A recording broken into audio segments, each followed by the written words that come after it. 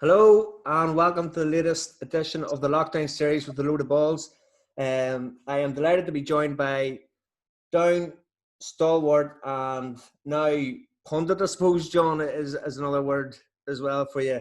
Mr. John Clarke. Clarke, great to have you on the show tonight. Thanks very much, John. Pleasure being on the podcast. You're doing great things with the podcast. I've been tuning in recent weeks during the lockdown, and some great viewing I've had. Brilliant, and I hope it's inspired you to stay on for another wee while anyway for St John's. Yeah, well, I've unofficially retired at the end of last season, and I had a rethink. I was actually only back training there with the guys before the lockdown in the middle of March, and I only had one friendly game in a couple of sessions. So the good news this week, obviously, with GA coming out by a roadmap, so there's hope that there's going to be football at some stage later in the summer. So yeah, I'm looking forward to getting back into some sort of competitive action. Don't know how long it'll last, but we'll see how it goes anyway. I know, yeah, it's gonna be interesting to see what way the championship's drawn out. Maybe a wee league and then into the knockout, or just straight knockout. I suppose if we're back playing in August, there is time for a bit of a round robin sort of fixture. Yeah, I think the county board did do that back in, I think it was 2015 or 14. They did each team had 3 championship games, and then the top 2 in the quarterfinals. So that could be a way forward. I think it'd be too tight to run league fixtures at that stage of the summer. So I'm sure the county board will come out in the next couple of weeks and give clubs a sort of definitive map forward, and it will be something for players and clubs to look forward to. No, definitely, and I'm sure the clubs will be looking forward to, like, with the money and all that that they've lost, and like some teams are losing thousands a week, with no lotto or anything that coming through. So fingers crossed, then everything's back to normal and everyone's safe and well, and we'll get going. But John, the reason I got you on tonight is I was interested whenever I had Marty on, that the sort of the way that you helped him develop into the footballer that he was. But how was it having a talented younger brother? Obviously you get slagged about being Marty's brother, but you had a glittering career yourself. So, how was it growing up yourself? Yeah, no, there's no doubt from a young age, you could recognise Marty had talent, and I think you alluded to on the podcast on me yourself that for 4 or 5 years at least, where you've been out in the backfield practicing and having different various skills and that every Saturday, every Sunday, you name it, after school we were there, and I could see at that age that he was like punching well above his weight. I was 5 years older than him, and we were practicing free kicks, and he was scoring free kicks that I was scoring, and we built up a good rapport. But it was clear to be seen that he had that natural ability, and it probably helped that I was a wee bit older. He was trying to maybe aim to maybe hit the level I was sitting on, and he wasn't far away at that stage. But that definitely was a great grounding, and it also helped me, develop as a player as well at a young age, where you were bouncing off somebody, but there's no doubt it gave him a great foundation to where he was going. And then he really took off then when he went to St. Lee's and the Macquarie Cup run, and then obviously the move to Australia and that. So, it was really, really clear from an early age that he possessed a lot of natural talent, a lot more natural talent than I probably had. But the two of us, you slagged me there about being Marty's brother.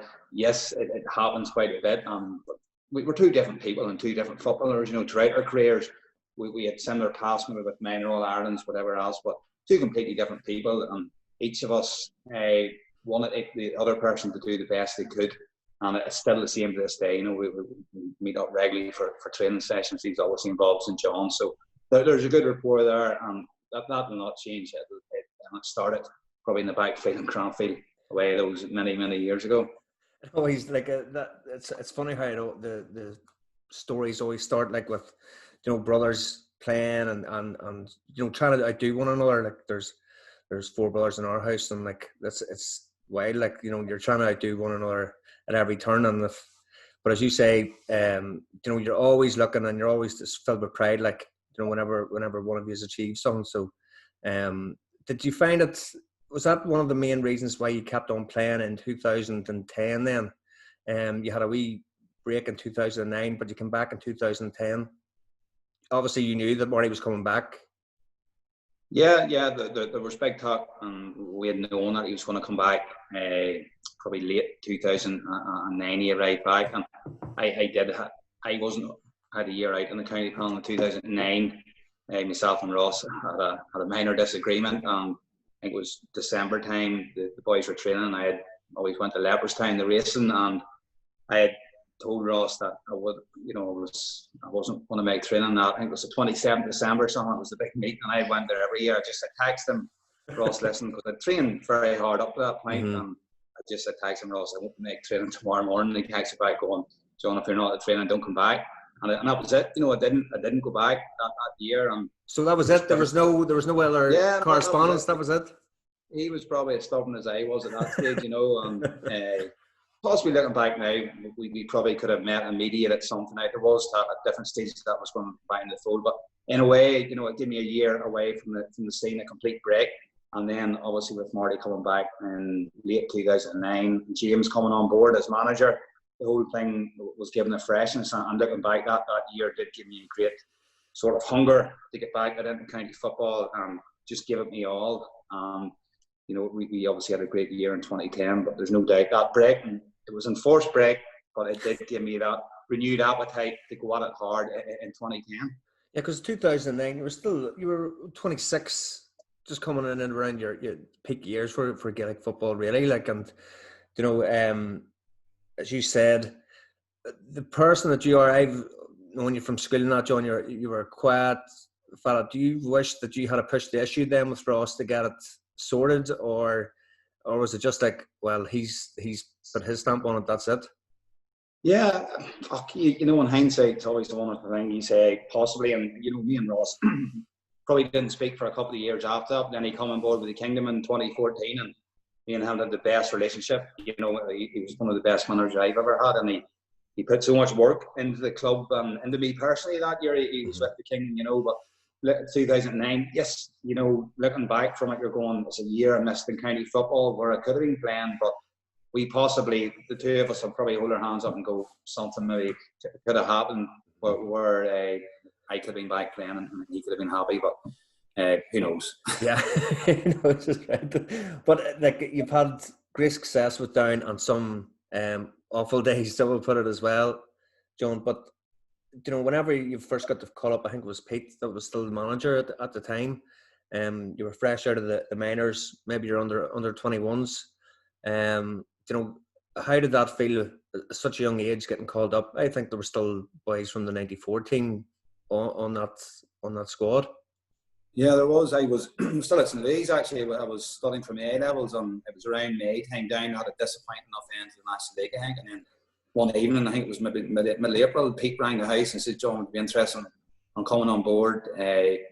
We're looking at a couple of defenders to add strength and depth to the panel. And, I was always delighted. Pete was a hero of mine, as were the whole of the 91, 94 panel. And he said a lot of them guys were still about, that Mickey, James, Gregory, those guys were still on the panel. So I took a couple of days to think about it. Because I was doing a lot of studying at that time, and the A levels were very important. But I managed to come to the decision, yes, I can't turn this down. It's something I wanted to do all my life. Wanted to play for Down seniors in a championship game.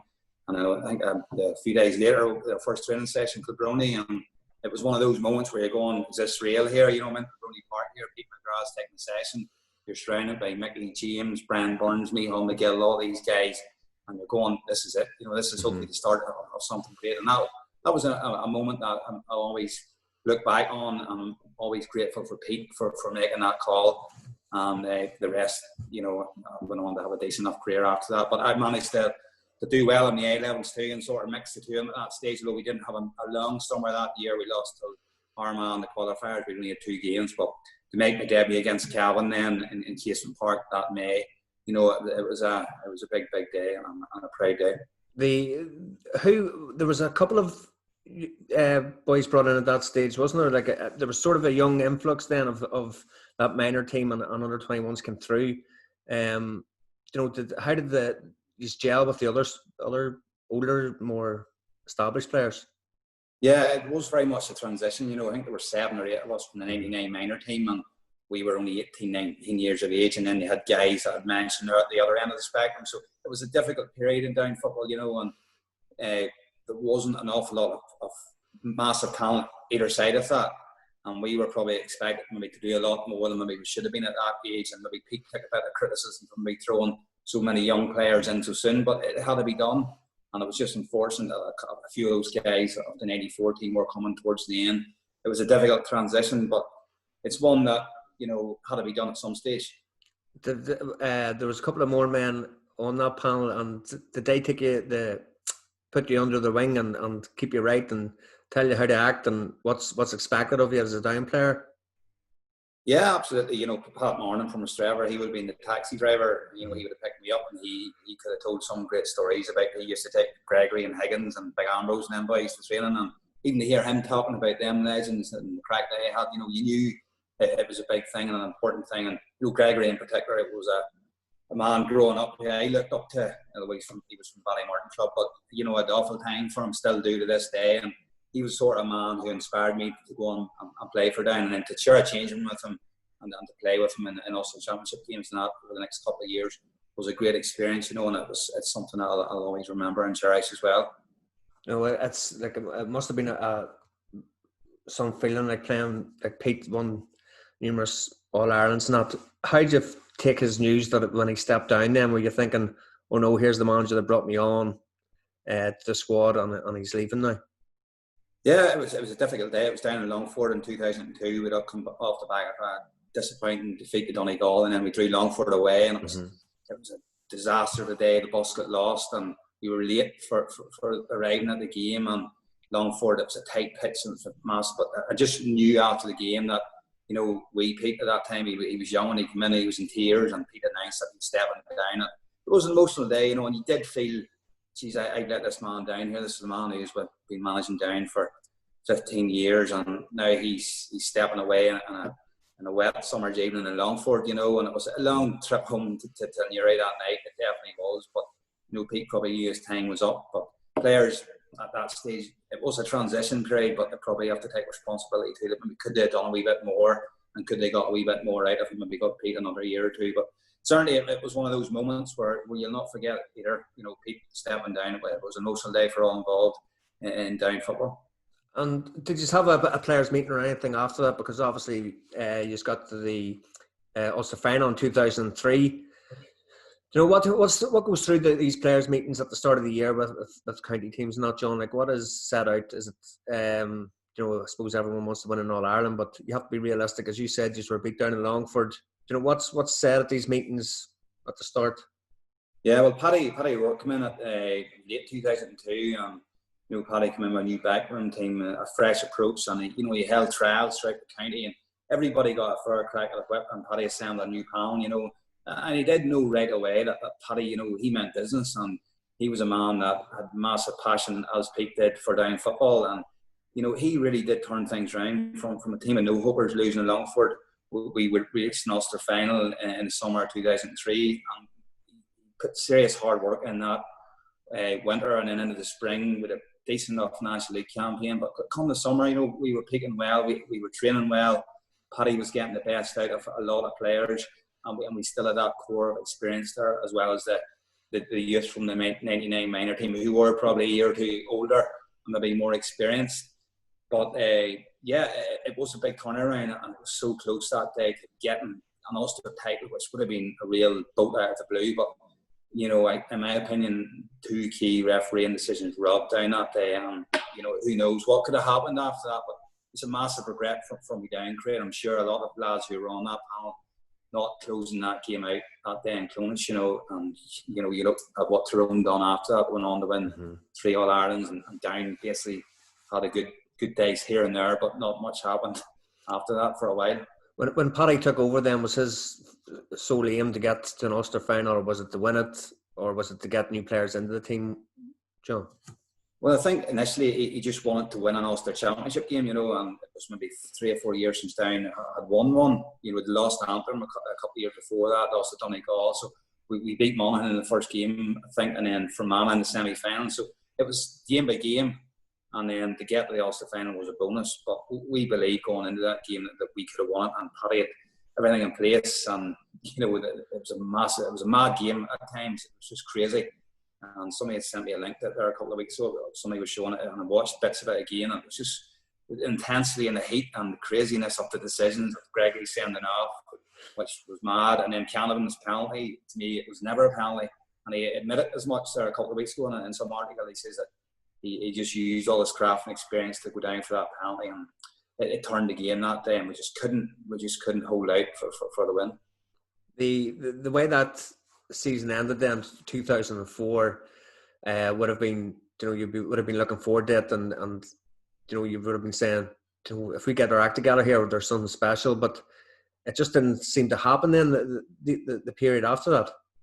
Yeah, it was 2 or 3 years after that where we had a couple of good results here and there, and then other days we were just like woeful, particularly poor. And I think Sligo was Paddy's last game in 05 or 06. We only scored 4 points, and dismal day. But then in other days we could have competed with the best. So inconsistency was a lot to do with it, and again, it's hard to put your finger on it. Players were putting their effort in, but we just weren't getting the results, and maybe the quality of players that were there in 91 and 94 possibly just weren't in the county at that time.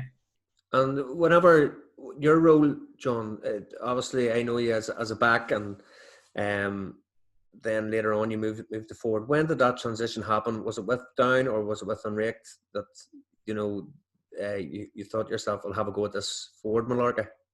Yeah, well, as you said, growing up in school, football, playing defender, and I played in many team with yourself as a defender.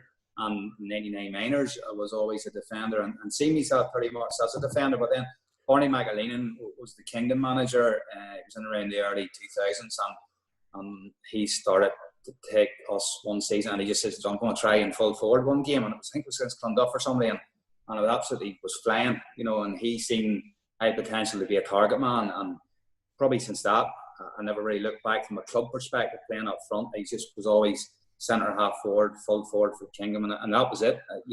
The club position wasn't questioned. I rarely would have played defence, but then from a county perspective, I was always sort of seen still as a defender, and I was quite happy with that. I probably didn't have the belief at that stage to think that I had the capabilities of being a top inter-county forward, whereas I probably knew I was more of a natural defender. So I think it was 2005 with the National League game, and Paddy O'Rourke we were struggling up front, and at half time he came and he said, John, I'm going to fire you up half forward here. And I scored 3 or 4 points. I think it was against Wexford or somebody, and that was it then. He sort of says that this guy can play forwards for inter-county, and he had persuaded me. So he played me championship that year, maybe in wing forward or corner forward, and with relative success. I'd still probably say at that stage, it was probably still in my head that I was more of a county defender, but yet I could mix it with the best from a club perspective up front, So it was one of the things. You're versatile. It seemed to be a good thing, but then looking back, maybe it held me back a wee bit because certain managers goes, well, this lad where is his best position, and that was maybe a tricky point. And then the following year, he moved me back centre half back.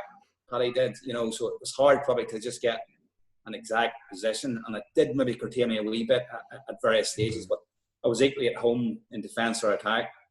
Yeah, like it's some attributes to have, but as you said, maybe your versatility was a downfall at some that you couldn't just hone that skill down because you're always a man marker and you always mark the best players.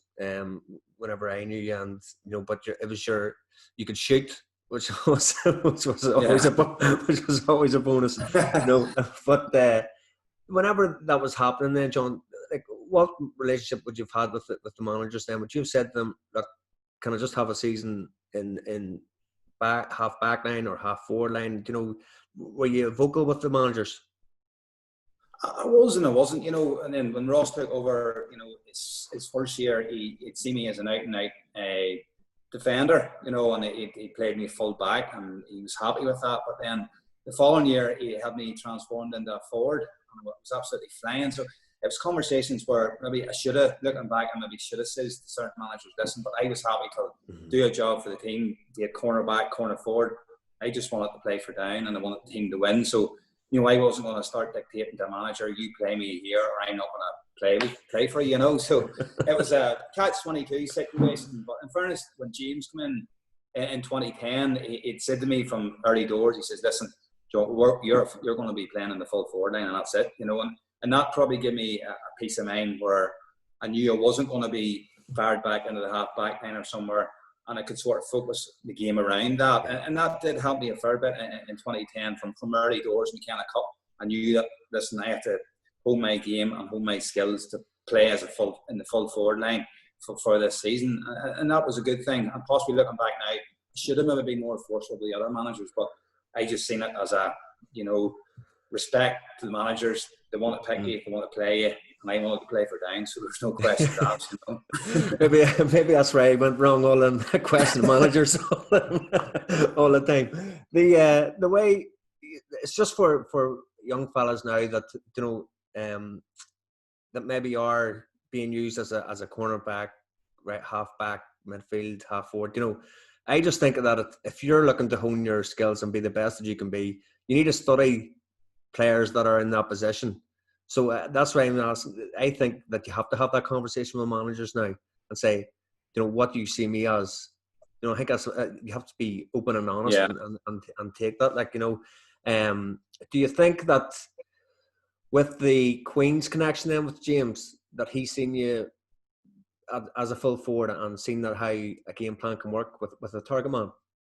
Possibly, yeah. James had me at Queen's Freshers. We won an All-Ireland Fresher title, and then obviously we got to a Sigerson final as well. He actually played me in the half-forward line in those years, but he probably did see enough from watching club football and seeing me playing for Queen's that I had the ability to play up front on a consistent basis, you know.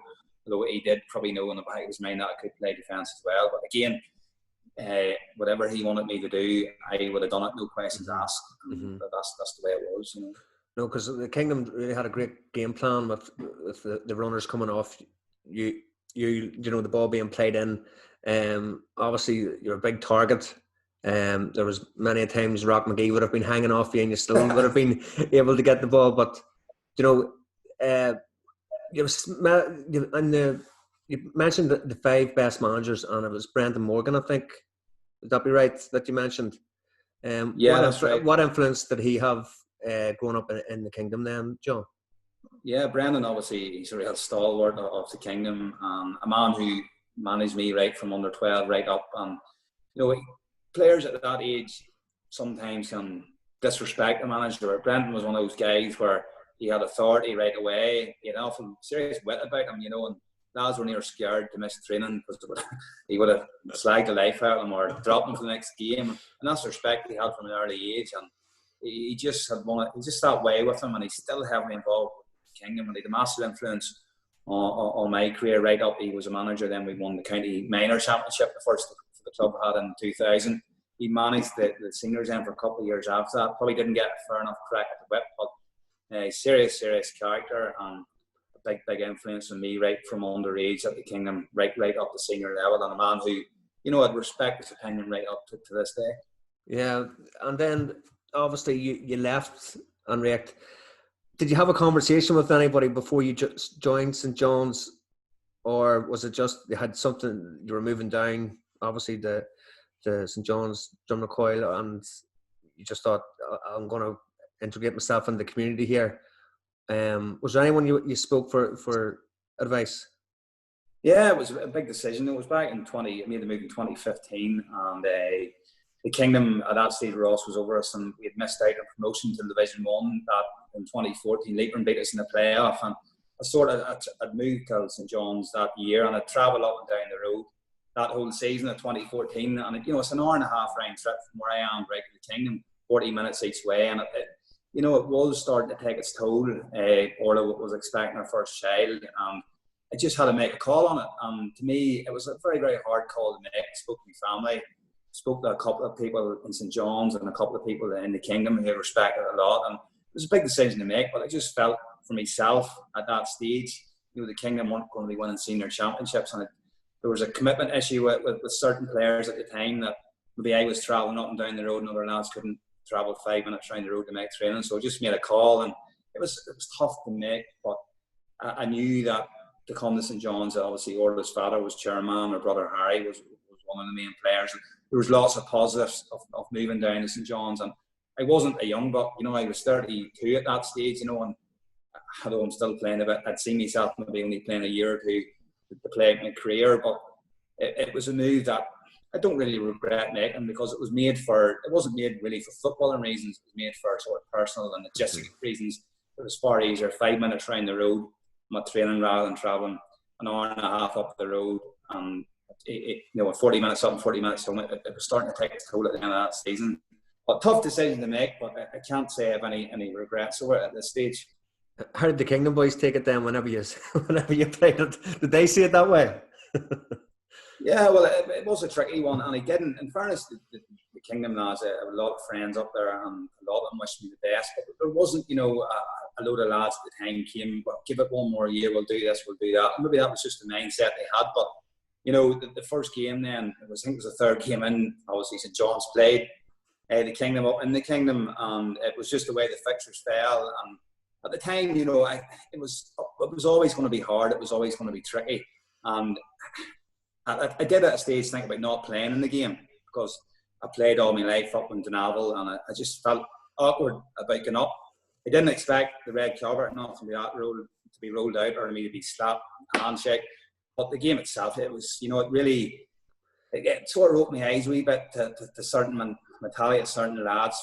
You know, from the first whistle, I was getting physical punches in the face, verbals the whole game. The Kingdom won the game easy, fair and square. There was no question about that. But it sort of left a very, very sour taste with me. You know, we first returned to Dunaville for a club that I can give blood and sweat and tears for years, and certain lads turn around and just have a short memory and disrespect for what you've done, you know. Yes, it was important to win the match. Both teams wanted to win the game, but there was more to football than that, I thought. And it did hurt me. It hurt Orla, my wife, and it hurt me, mum and dad too, you know. And it just had left a wee bit of a sour taste. Teams have met since, and there's always a wee bit of aggro, but certain people maybe up there maybe thought I left for footballing reasons. You know, I didn't transfer to Kilcoo or Castlewell or Brantford to try and win a senior championship. I transferred to St John's because my home club at the minute, where I'm living, and I just wanted to give it my best to them. So it was a difficult enough period, and that game itself was just something I don't look back on with particular fondness, and that'll probably disappear in years to come. And there is a lot of great people, and I still have a lot of great friends up in the Kingdom. I should have been to that match now. I'm raging I missed it. Yeah. It was like going eyebrows. Your temperament, John, you've always been steady, like, you know, no qualms, just get on with. Did you lose your temper that night, or was it just, or were you taken aback really? Well, at the start, I was taken aback, you know, and it probably shocked me. But then I had to stand up for myself too, and I wasn't going to get rolled over by anybody. And you know, I did. I'd give as good as I got in at certain stages of the game, but it was one of those ones where it probably took me a while to go, is this really happening? This is, you know, even the atmosphere of the game, it was hostile, you know. And Dunaville is a place where the likes of Longstone will come, and Ballymartin in years gone past, and I have never experienced it being as hostile. And I was going, why are these lads reacting like this in the crowd, where they couldn't get up for the match as much in a local derby, you know? And that's what I couldn't understand as well, and just questioning the mentality of certain people. But it's gone now, and it's something that I'll not remember. I don't want to remember, but it's just left. It just has left a bit of a sour taste, you know. No, and but you're going to get that anyway with footballers anyway. You know, as you said, maybe they thought that it was for footballing reasons and that, but I'm sure you'll be back at some stage to the Kingdom anyway. And yeah, no, here the money's on rate is still an ambition of mine. I would love to go up in the next 3 or 4 years, whatever. When again the coaching, I manage the club. Obviously, if that passion's still there, and there's a lot of good people up there. Yeah, just as you say, the coaching and managing. Obviously, John, you can't go on playing forever. You know, and I named some of the managers: Trixie, you know, Pete, Ross, Paddy O'Rourke, wee James, you know, Barney McLean. You know, have you taken snippets of their coaching and management styles and trying to form your own and see where you are now with you know, I'm sure you've got one eye on coaching and managing. Yeah, no, I do, absolutely. And all those guys you mentioned, and Stevie Poacher there as well, I know he was on your podcast a while back. great, each a different character in their own, and there's no doubt I take different snippets from them all. A lot of them managers like Trixie, maybe Pete, Brent Morgan we talked about were typical old school managers, and I still feel that there is a gap in GA teams for that sort of old school manager, old school type training that instill that tough mentality and fitness into teams. Then you have the modern coaches like Poacher and James coming around there with different ideas, and it's something that I have started to take a good interest in over the past year or two. And when I did initially call it quits there at the end of last season, I was looking to possibly get in with a team. I spoke with possibly with Stevie at Brantford. It didn't work out. I'd looked at the beginning with Gaff, with Big Jackie, but there was just in the back of my head, I just wanted to give it one more year and see what happens. But definitely come next season, I'll be keen to sort of cut my teeth in the coaching world. John, it's probably not an easy job at times, but it's exciting, and there's plenty of ideas and plenty of stuff out there that I would like to try with be it my own club or whatever club comes along. Yeah, I used to have a full head of hair, John, before I started the coaching and managing. But no, I think it's something that you have to call yourself whenever you do call it quits on playing, because it never leaves you. That's the thing. You're always I'm still trying to play a bit of seconds, and the body just won't do. Body just won't do it no more. But the coaching, you can't, as you say, if you can take snippets from the managers that you've worked with, you not go too far. And I think it's about getting good counsel as well from boys like Stephen Poach has been, the different clubs. He managed you as well for a couple of years, John. He did. He took the Kingdom from, I think it was 2009 to 2011, and he struck up a great relationship with him. He was a great coach. He was very young at that stage. He was cutting his teeth. And yes, he has his critics out there, but the people who are having a pop up here and there have never trained under him and been managed by him. And he's one of the best coaches I've had. Very innovative. He brings so much passion and enthusiasm to each and every session, be it a pre-season training in January or a massive training session for a championship game. He'll always bring that enthusiasm, and some of his drills are top drawer. So he's a man who'll be picking, if I do get involved, he'll be picking his brains a fair bit in the coaching side of things. I hope you're not taking his defensive tactics too far with them, but enough said about that. But John, you've got a good insight then of coaching defenders, coaching the forwards then as well. So you can't have any complaints whenever you get into coaching.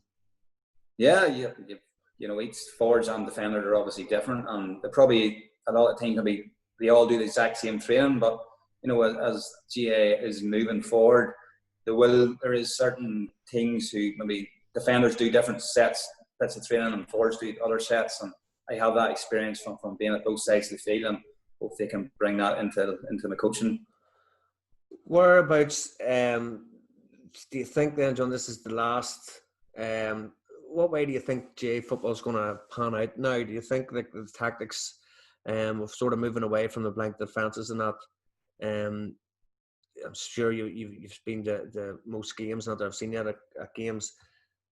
What tactics do you think teams are going to start bringing in? Yeah, it has moved slightly from the Jim McGuinness era, where teams were sort of men behind the ball, to a more sort of press and kick out sort of era, where teams are trying to go on the front foot. And I think it's the way forward. You look at a team there, if they're set up, and you see it in club football and down. I've seen it with my own club. I've seen it from other clubs where they're pressing the kick out, and the opposition goalkeeper has no space to kick, and you win that kick out, you're on the attack right away. Instead of maybe handing the possession to the other team, letting them build and then trying to tackle them. So I think the mindset of a lot of coaches and players have gone that way. It could change a game, but they're probably taking a leaf out of Dublin's book, and that's where they have got a lot of success in recent years by a hard press at vital stages in games. And from a spectator point of view, that's what you want to see. You don't want to be going to a match and the score being 8-6 and being 10 brilliant blocks. You want to go and see a 2-14 to 1-12 game with plenty of high scoring and plenty of good action. The only thing with that is that you have to be super fit for that high press. Have you picked up any training techniques from even whenever Marty was over in Australia, would he have sent you stuff over to do? And even whenever James was the manager, like did things change in the fitness wise? Yeah, I think they have gone to a different level, training wise. Even from 2010, guys are just at a different level now. From a gym perspective, we did bits and pieces. I would never been the biggest fan of the gym. I would have did a wee bit, but possibly could have done more in my career. But I always seen football as being the most important thing. But I think even lads in general now are taking their conditioning more serious. You will, since this lockdown, you've seen lads really getting into great shape. And I think that mindset now, they know to do it themselves, where previously you would even have been forced to do an extra training session by yourself if you weren't training collectively as a team. So I think this period of shutdown has been good. It'll give lads more sort of responsibility to do their own thing rather than having been spoon-fed everything that a lot of teams have been doing over recent years. But obviously you mentioned Marty's experience there in Australia. He brought a lot of stuff back. Would still go for runs there, and his endurance is second to none. I'd still say he's probably one of the fittest players in down at the minute. He's in great shape at the minute, so I'm trying to keep up with him at the minute. I'm getting a wee bit closer to him, but I still think that endurance run, that hard run, is an important part of Gaelic football. That will never go away, and lads are buying into it more and more and keep themselves in great shape, be it club or county. Yeah, as you're getting older now, sorry to keep bringing it up, but has your training techniques changed? Is it more? Are you doing any Ryan Giggs yoga or anything like that there? Or? No, definitely no yoga for me. I would find it too boring. Or them foam rollers, I wouldn't be fans of them either. But I have probably the past year and a half done more sort of endurance running myself. I'll be up around Castletown Park, Hollymore there, doing runs. Not only from a fitness side, but probably just to clear the head. And I find that very, very beneficial. And that's why I still maintain, if I was training a team, you need that core base of fitness. You do need it. And it is, when I was probably in my peak, I probably wasn't doing enough of that endurance running. Whereas looking back now, if I had maybe been doing a wee bit more of it, it maybe would have helped me a bit more. But regarding in the past year or so, I've really been doing that. I've enjoyed it. I've been setting myself times. I haven't been setting the world alight, but I've been enjoying doing my own thing in my own space and working it that way. Whenever you were training, like does anyone stand out? Whose trainings were just on their fitness, apart from Marty's, obviously with his professional background, but any of the down lads or club lads whose fitness were just through the roof? Yeah, well, you mentioned county, like Danny Hughes. Like Danny would have been a serious athlete, still is, and his times and various runs, and Ronnie Murdo wouldn't be far behind them. Two lads were good gym buddies, but they were serious, and naturally fit and could run all day long. They would probably be the two would stand out. Big Dan Gordon as well. Physical point of view, there's no stronger man about. He could run as well, So they're the three guys that stand out from a sort of fitness point of view. Say that the boys probably got a bad rap because of the down years, but you were seeing that you had them lean years, but yet did you put in the work at county level at that stage? Do you think that was one of the reasons why you didn't achieve, or was it just that you just weren't that professional at that stage, if you know what I mean?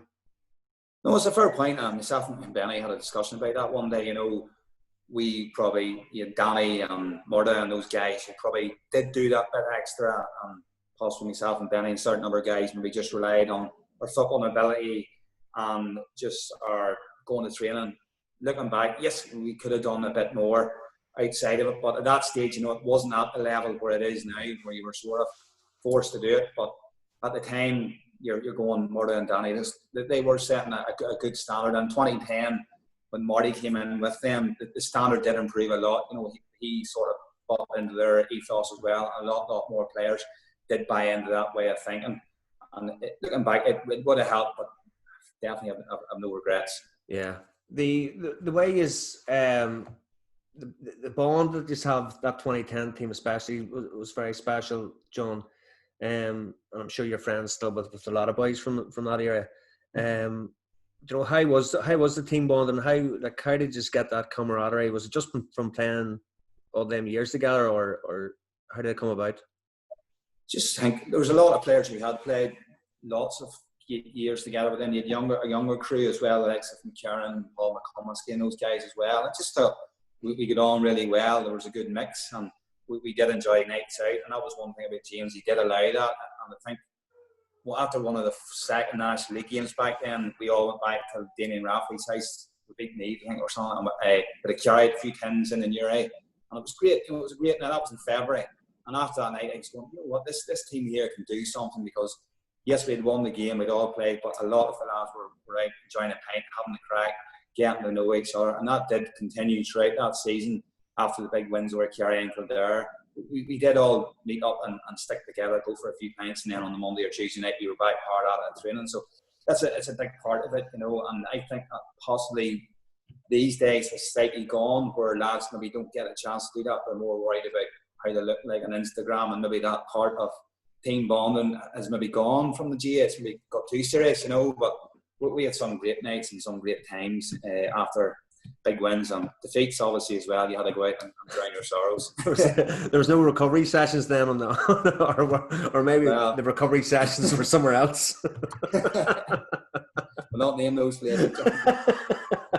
No, but as you said, there's no point in not enjoying, you know, the experience as well. And you know, as you said, the friendship's not there that these boys, I'm sure, have endured times, and will do. Endure the test of time as well. Yeah, friends with a lot of guys, you know, Danny, still meet guys regularly, Ambrose, Big Dan, Poley. You know, you go through that time and you was still dropping the odd text. You've seen them out and about, having a chat and reminiscing, you know. So football's very, very important, but it's those links and those friendships that you have forever as well, you know. Paddy Talley was with in 2010, John, is that right? Did you see him becoming a down manager at that stage, or did you solely see him as a coach? Yeah, at that stage I solely seen Paddy as a coach. You know, he was a good go-between man with the players as well, but his main strength was on the training field. At that time, I felt, you know, and some of his trainings were first class, and we knew when he came in the early doors, 2010, that he was going to have a big imprint in the team, and he did. But his particularly his small-sided games, he had a big ethos in it and intensity. Some of the trainings we had in the Abbey, like, you know, we were knocking lumps out of each other, and Paddy was just letting it go. He sort of maybe brought that to their own stillness till the setup as well. But his trainings were second to none, pretty much like Stevie Poacher. None of his trainings were the same, and they were always fresh. And yet you were getting fitter with every training session that year. The way that season went, did you find yourself gravitating towards the management, a certain manager or coach, for advice and or for reassurance even whenever you were playing? Yeah, well, I stuck up I knew a rapport with James anyway. With Brian McKever that year, you know, he sort of had a good link with him, and at certain stages where maybe I was maybe struggling. I remember particularly after the Kildare game, I didn't have a particularly good game, and I knew that in the back of my head, you know. And Brian sort of, I think it was the Monday or Tuesday night, we were back training, and I had come in for possibly a fair bit of criticism on the back of that game. We had won, it was great, and I'd probably been a wee bit despondent myself about my own performance. It just, things didn't go right that day for me. I had an influence in a few scores, but I knew deep down I could play a lot better. And it was 3 weeks till the All-Ireland final, and I knew I had a fight on my hand to keep my place. And sort of Brian McKever had a quiet word with me on the Monday or Tuesday. He says, you get the head down over the next 2 or 3 weeks here and really show this team and that you're worth to replace. You know, and that gave me a sort of lift again. And I did, you know, I really physically and mentally just honed in for them 2 or 3 weeks and kept my place. And I felt in the final, I sort of justified that. And I was probably frustrated by being taken off. So early into the second half, when I felt possibly I was going quite well, I know it was probably set out before the match that these subs are going to be made and that was it. But maybe looking back now, and I know James has maybe said it, that the subs maybe shouldn't have been so much set in stone. But certainly McKever definitely gave me an awful boost that Monday after that Kildare game to sort of believe myself more and go out and show what I can do in the lead up to the final. And he was a great football man, you know, and all the players had big respect for him. The way that forward line worked, John, and with the set substitutions as well, do you think it became too predictable then for teams that, like, as Down supporters, we knew what was going to happen? So obviously, do you think opposition managers were like, well, this is going to, you're marking him whenever Ronan comes on, whenever Conor McGinn comes on, so on? Yeah, no, it's a fair point. And the Kerry and Kildare games, they worked. So they're probably going, well, why don't we do this? But the final was slightly different. Cork were a bigger physical team, and they probably had it worked out. They brought on big men at half time, whatever changed the game. But I just felt it was a wee bit predictable, and there has been a lot of talk about those subs since that final, and there was a bit of chaos over some of the changes along the line, and James will probably admit that himself. But I just felt if we could maybe just kept certain lads on for an extra 5 or 10 minutes, maybe just stem the court tide, maybe nip a couple of extra scores, it could have made a difference. But certainly the lads who were coming on were super players as well, and they had delivered the goods against Kerry and against Kildare. But it was possibly a wee bit predictable, but it's all right looking back in hindsight. But just felt possibly the fact that the game was so close, there was fine margins in that game that it took very, very little to get us over the line. Whenever you're saying about the forward unit, obviously you had Ronnie Murdo breathing down your neck for starting in full forward as well. He had a purple patch against Sligo. Were you thinking to yourself, oh no, here we go? Yeah, well, being on that squad, there was talented men, and there's Conor Lavery on the bench as well, Conor McGinn, and you knew there was going to be good men, and that's what you wanted as well, to encourage you. The competition was fierce, and you could see that in training as well. And Murdo obviously grew up with him and played with him all my life, and I knew how good a player he was, and I would need to push my max to keep him out of the team, and James and them showed faith in me till I think there was like 20 games that year, and I started 19 of them, and it was justified, hopefully, that I did. But the bench we had, and that's why the changes were probably made, that we had such a strong bench that year, and that's probably part of the reason why we had such a good summer. In other years, we probably didn't have that strong bench, whereas guys were maybe just taking their place for granted, and that's why we weren't probably going places, Did you train together, the full forwards? Like, did you work on set plays, set pattern of movements, with the half forward line as well? Yeah, with Marty being in the half-forward line, and Danny had played a lot of football out in the half-forward line that year, and myself and Paul inside, he had a good link and a good understanding. And I know in the lead up to the final, myself and Paul had worked particularly on certain movement and creating space and diagonal runs. And it did work pretty well in the first half against Cork. Our matchups were pretty good, but we did work a lot on the run, and we knew with the ball players we had out in the half-forward line with Martin and Benny and Danny that, quality ball was going to come in a lot of times during the game. Did you use your strength or your, let us say, you're not blessed with blistering pace, John, but, Definitely. Did you, as a full forward, obviously you have to win the ball out in front. Did you use your hips a certain way to get it, to make sure that you were ahead of the full back? Yeah, I was never the quickest. I always sort of used my upper body, my arm leaning into the forward just to get that yard. And then I always felt my strength was winning the ball and holding on to it. Once I got out in front, I could win that ball. And that was a strength I probably used quite a bit that year. Possibly the Kildare game, I felt I maybe didn't use it enough, and that's why possibly the man got a hand in 2 or 3 times, and he didn't have a big as influence as I'd like to have that game. But upper body strength, although I didn't go to the gym an awful lot, I would have seen that as one of my main attributes as a full forward. Yeah, like, it's definitely like playing against you, and that, whenever you were doing full forward, as I said, you lined out very big, and whenever the ball was played in, do you think that you had an advantage because you knew where the fullback was trying to go as well? Probably, yeah. Probably tried to outclock him a few times, yeah. But how important was it then?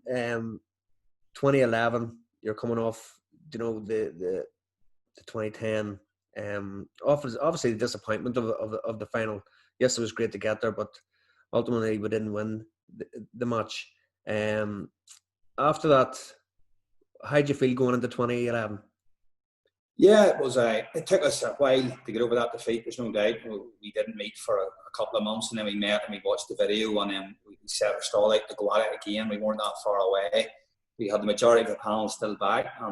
We did a decent enough league campaign that year in Division 1. We won a couple. We're safe with a couple of games to go, you know, so things were looking positive enough heading the championship with a couple of injuries and that, but the Armagh game was a big test, and ultimately it was a massive disappointment. You know, we didn't play well that night on the athletic grounds, and it was a big letdown. So you'd gone from the high of getting to an All-Ireland final to the low of being dumped out by Armagh, your bitterest rivals in the Ulster Championship, and that was actually my last game.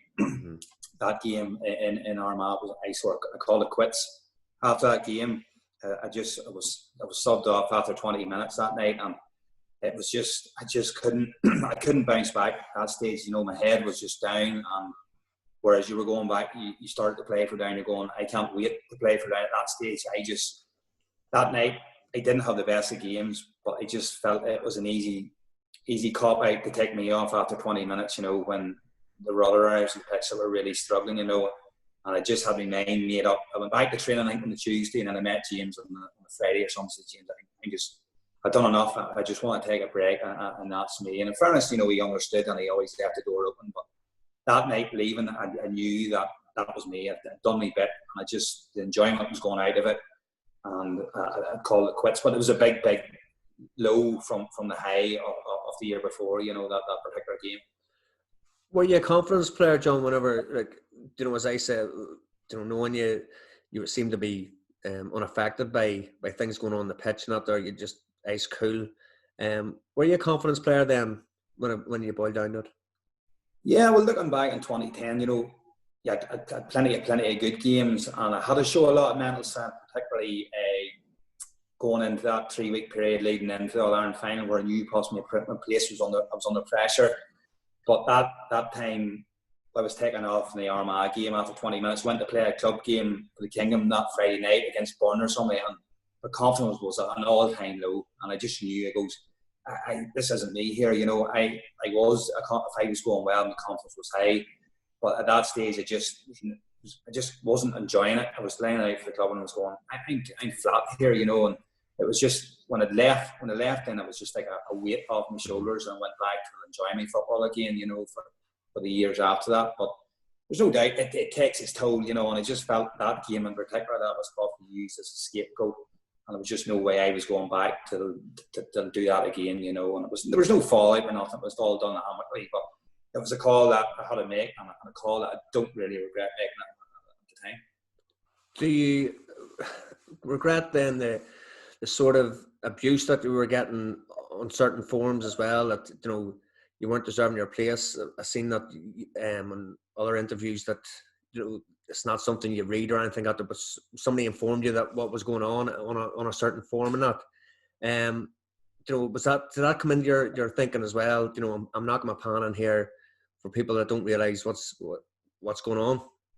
Yeah, at that stage, it didn't sway my decision, but I was that down at that stage after that Armagh game. You know, just you were probably looking for excuses, and then people were saying, there's such and such was saying. I wasn't on them discussion boards, wherever they were, but you were getting feedback, and you were getting a vibe that people out there were saying that, he's not good enough, he shouldn't be there, you know. And at that stage, I should have been thick-skinned enough and I was up to that point. I just didn't pay any attention to it. But it was that low. It was just probably the final nail. It goes, listen, I don't need to listen to this, and my family don't need to listen to it. And I just cut ties, you know. So you need to be thick-skinned to be an inter-county player, and I knew that throughout the years. But it just got to that stage where I knew enough was enough, and my time was up. Basically, I enjoyed making my 10-year stint, and I was more than happy with what I'd done. No, it's unbelievable career, John, and as whenever you start off at St. Louis and that as well, we were playing with the cloth jerseys and all, and we were playing ice and we were lucky to get jerseys with no shorts or socks, and we had to buy our own. But but with them, like going up in St. Louis and that as well, do you think it had a good effect on you, being level-headed and not going into county setups and that? You know, obviously you're going into from a smaller school and that, and maybe you didn't know as many players as the college and Abbey players as well. Yeah, listen, St. Louis, as you said, we're a team. We were playing C colleges football at that time, and we were scraping a team together, and football wasn't priority at St. Louis. I know Cal come in and made a big difference. Cal Murray come in at that stage, and he sort of gave the whole thing a lift, and the boys did start to believe them. We started to win the odd trophy here and there, and that was the foundation then that went on till Marty's team went on to the McCrory, and that we at that stage you would never dreamt us and lose then McCrory Cup football. You know, it was like C competitions, but certainly the football you played at St. Louis, you thoroughly enjoyed it. And it did give me a good grounding that everything wasn't just going to be handed to you on a plate, and you had to be humble and take your defeats and take your wins, which is good, you know. But it was St. Louis was a great grounding, as I'm sure you'll agree yourself. Yeah, there was. I think you were called up for the upper sixth team whenever you were in third year or something. They got there, something mad. They got there as well. Like as you said, we didn't really have too much to pick from, but it was no, it was special times. Never forget it. What period of your playing career then, John, would you say that you look back with and say that's whenever I was at my peak, that's where the one I enjoyed the most? Yeah, it's hard to put exact figures on it. Mm-hmm. When I actually quit the county in 2011, I felt that a couple of years after that I was going really well for the Kingdom. You know, I was really, really fit, going well, scoring a lot from a forward perspective. But probably from an inter-county perspective, we look back to that 2003, 2004, where I was, playing half back. I was going well. I was doing more man marking jobs. I was getting up the field and scoring as well, And then obviously 2010, from an inside forward perspective, I felt I had a strong year. Yes, I had a couple of disappointing games here and there, but overall, I played a lot of games, got a lot of scores, and I felt I really was, coming towards somewhere near me peak at that stage as well. I felt in really good shape, What advice would you give to any young aspiring county player now coming on the scene, John, as I said, that maybe doesn't see himself yet as a starter, but wants to establish himself?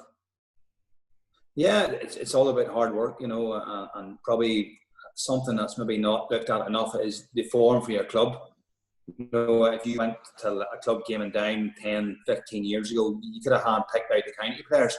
You go to a club game these days, it's possibly, it's hard enough to find out the county players. So maybe the county players need to just give their maybe club a bit more of concerted effort, and when it comes to a Friday night game or something, to really show this is what I can do here. It's all about attitude too.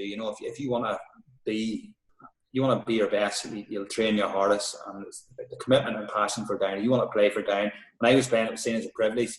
Maybe not as much these days. There's so many other distractions, but still feel there's a core of young, talented players there in Down that Paddy has that really want to do well and play for the county, and that's what it's all about. At the end of the day, you want to play for Down and work hard enough, you will.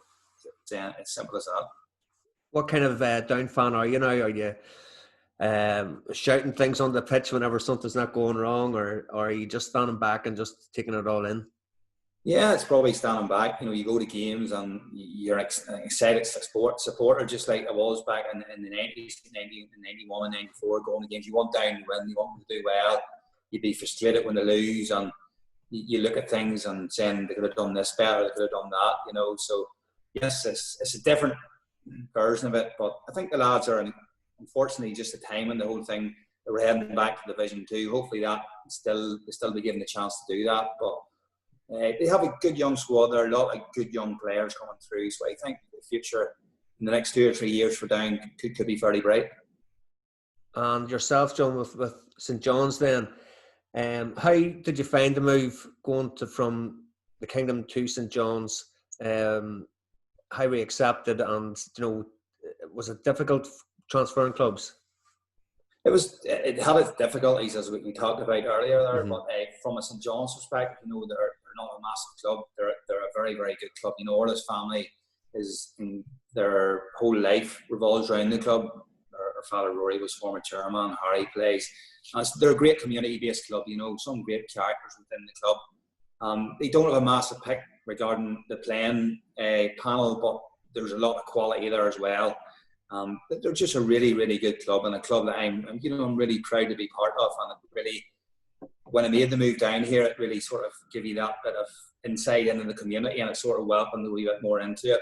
From a playing perspective, Glen beat us last year, and then they made it semi-final. We kicking the ball away from getting to the final.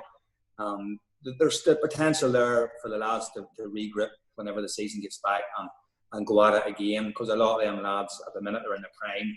People maybe look at St John's or other junior clubs. St John's have been in Division 2 now for 8 or 9 years. They're a really established Division 2 team with a lot of quality there. So the future is bright in St John's site. Not a massive playing field, not a massive club, but fantastic community spirit and some fantastic people about it.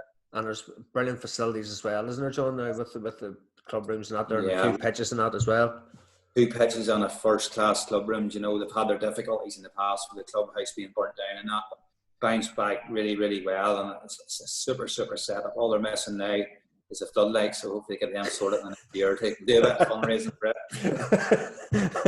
That should have been done in lockdown. You should have got his way should have been installing them. John, with the just closing down the season that as well, are you disappointed that you didn't really get the play another year just to finish it off, you know, with a good league campaign and a championship? Obviously, hopefully we get the championship now, but you know, would this prolong your career, do you think? I don't know. You know, some Friday nights there you go, geez, I don't miss this at all. You know, I'm doing my own training and that during the week. It's great, you have your own freedom, and then there's other times you go, geez, I missed the buzz here on a Friday night, I missed the crack with the lads. So it's hard to know. I'd say this year will definitely, whenever the season does be played out, it will definitely do. I mean, I'll draw a line under it, but I will miss it. You know, there's no doubt. You miss that buzz, and particularly the way the club games and down are on a Friday night. You know, it can either set up your weekend or it can ruin your weekend. You know, as you know. So, if you're looking for that, don't be a manager. I'm gonna tell you. Who knows? You can never really rule anything out. But at the minute, I'm content with myself and give it one push when the season does resume, and then sort of sit back and see how things go after that. Yeah. No, like definitely, like that's what I would definitely give that advice to you. You know, see how the body is after a couple of games. With the, well, just John, with your career, like it's been something, you know, minor success, and then, you know, obviously the high of 2010.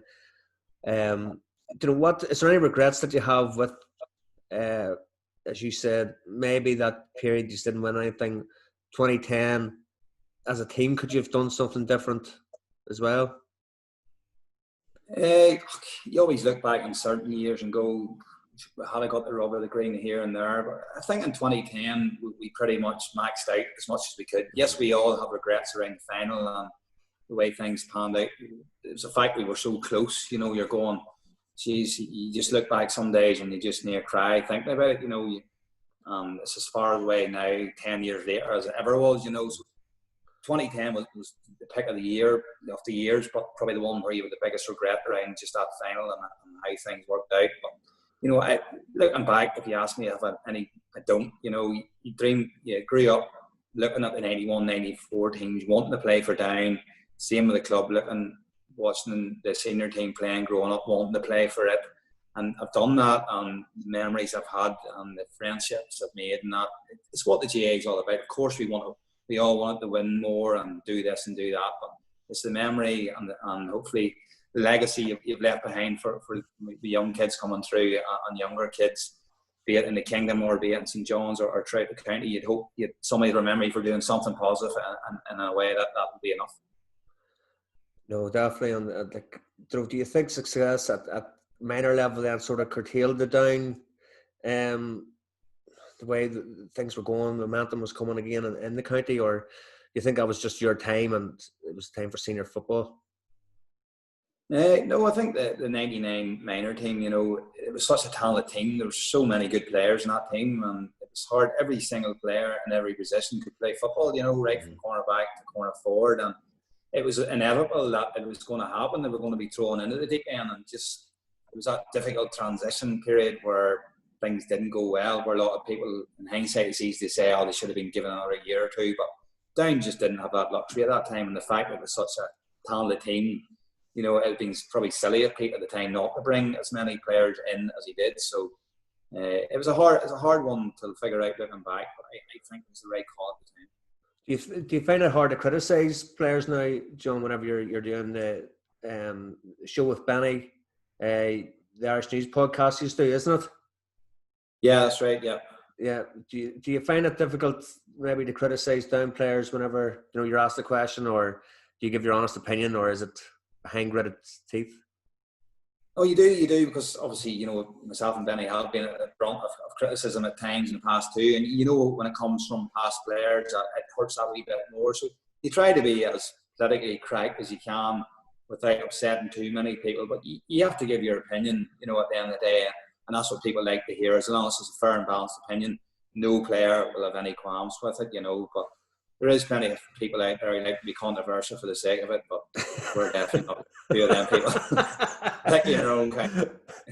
Have you fallen out with anyone, John, or has anyone taken exception? Have you ever had a text message or anything from somebody saying what he is on about used to?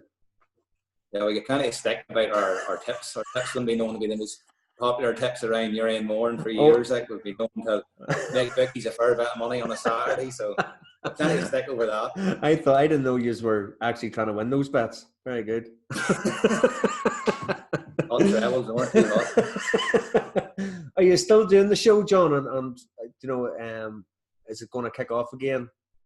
Yeah, well, we originally obviously done the radio broadcast on Q Radio for years on a Friday afternoon, and it was just the powers that be felt it wasn't working at the time, and the sort of change, it was going to more music-based stuff, and then we started the podcast with the irishnews.com there last year.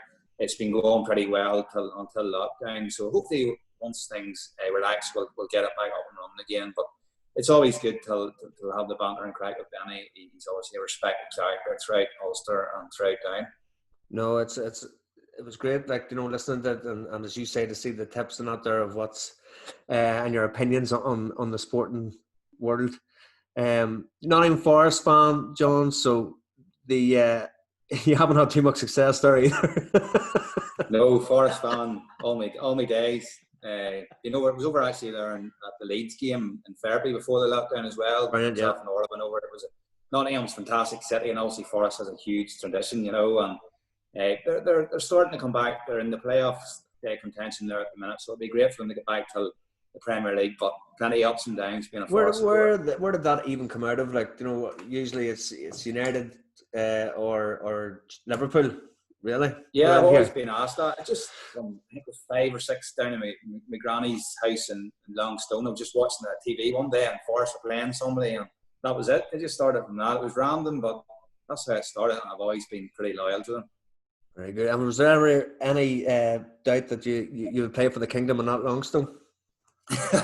Definitely not. But she was Ballymartin woman, so she wouldn't really class herself as a Longstone woman.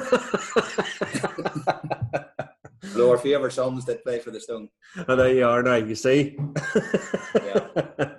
John, thanks a million. I hope to see you whenever this all stops and we get back on the pitch. We're hoping that it will be around the start of August. Lead good time in for boys to get accustomed to the pitch sessions as well. So have you heard any word yet of training or anything like that? No, there's been no talk. Obviously the GA has come out and said, so I'll say you're right, it'll be mid-July back training, maybe a couple of friendly games, and then hopefully come August it'll be back into competitive action, probably a championship, probably round robin group stages. But we'll see what happens in the next couple of weeks. But certainly it'll be good to get back onto the field again. Yeah, and if I can get you back on whenever this all stops and see what way your head is at the end of the season, maybe I can convince you to either way what to do. Yeah, we'll see how that develops. John, thanks a million. It was absolutely fantastic talking to you. Thank you, and all the best for the podcast. And thank you very much, and I hope the family's safe and well, and best wishes to them. Good man. Thank you, John. Cheers, John. Thank you. Bye. See you, bye.